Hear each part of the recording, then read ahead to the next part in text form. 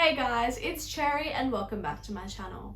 So in my previous video, I went through some basic concepts in chemistry, and in today's video, I'm going to be talking about chemical bonding and the different types of chemical bonds. This is the second video in my Intro to Chemistry series, so please make sure you've seen the first one if you haven't already. And I'll leave the link to that down below in the description box. Now let's get into today's video. Firstly, a chemical bond is the attraction between atoms, ions, and molecules that forms chemical compounds. And it's super important to remember the octet rule when considering chemical bonding. This rule is a tendency of atoms to bond in a way that ensures that their valence shell or outermost shell has a total occupancy of 8 valence electrons. This can be achieved through electron transfer or electron sharing. And the three primary types of chemical bonding include ionic bonds, covalent bonds, and metallic bonds. Firstly, ionic bonding occurs between a metal and a non-metal, and it involves the transfer of electrons from the metal to the non-metal. Referring back to the periodic table, which we looked at in my first video, we can see that all of the metals are in red, and you'll notice that they're on the left side of the periodic table. The non-metals are in blue, and they're on the right side of the periodic table. In ionic bonding, one element from the red part bonds with another element from the blue part.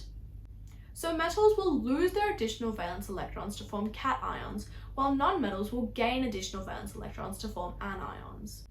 To recap, cations are positively charged as they have more protons than electrons, and protons are positively charged while electrons are negatively charged. On the other hand, anions are negatively charged as they have more electrons than they do protons, giving the overall atom a negative charge. Because opposites attract, the cation and anion will come together to form a chemical compound. An example of a chemical compound formed by ionic bonding is sodium chloride. Sodium is a metal with a total of 11 protons and 11 electrons. Referring to the electron configuration table on the right, we can see that it has 2 electrons in its first shell, 8 in its second shell, and 1 in its outermost shell or valence shell. On the other hand, chlorine is a nonmetal with a total of 17 protons and 17 electrons. If we look at the electron configuration table again, we can see that chlorine has 2 electrons in its first shell, 8 in its second shell, and 7 in its valence shell. When the sodium atom transfers its additional valence electron to the chlorine atom, it has more protons than it does electrons, giving the atom an overall charge of 1+.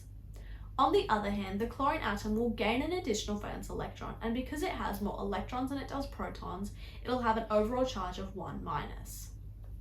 This transfer of electrons is what creates the chemical compound sodium chloride, and this overall process can be shown using an electron transfer diagram called shell diagrams.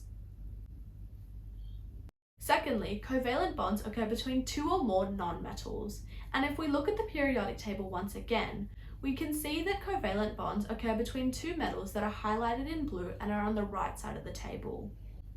In a covalent bond, valence electrons are shared in pairs, and each pair is known as a bond.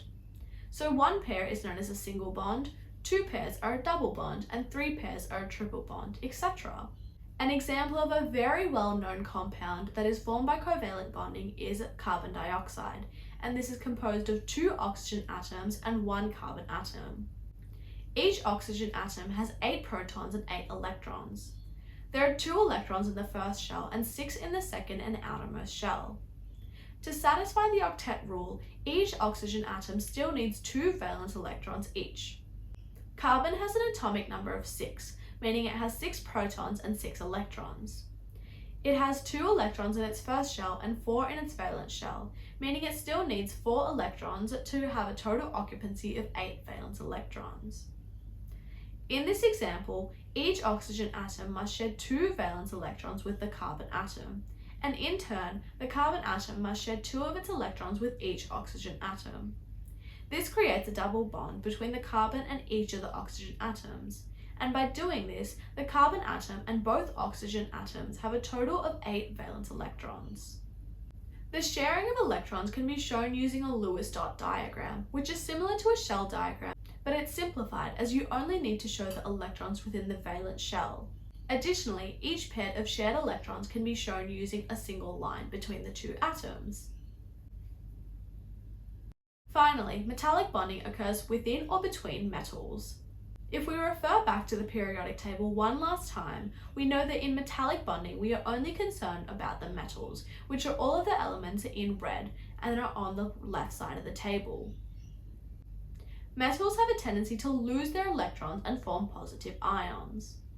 The electrons they lose are known as delocalized, and this means that they're not attached to an ion and they're free to float around. So essentially, metals are large lattices of cations surrounded by a sea of delocalized electrons. Similar to ionic bonds, there is an attraction between the cations and delocalized ions as they have opposite charges, and this attraction is known as metallic bonding. Because of the delocalized electrons, heat and electricity can be easily moved around within and between metals, and this makes metals good conductors of both heat and electricity. Metallic bonds and structures are malleable, meaning they can be bent without breaking. They are also strong with high melting points and high boiling points.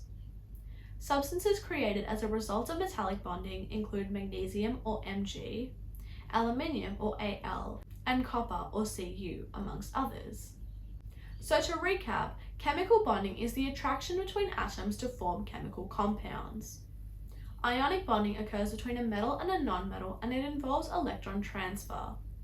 Covalent bonding occurs between multiple nonmetals, and the electrons are shared in pairs. And finally, metallic bonding occurs within and between metals, and it's the attraction between cations and the delocalized electrons. In my next video, I'm going to be going over chemical reactions and the different types of reactions, so make sure you stay tuned for that. If you guys enjoyed this video, make sure to like, comment, and subscribe to my channel for more. Thank you so much, and I'll see you guys next time.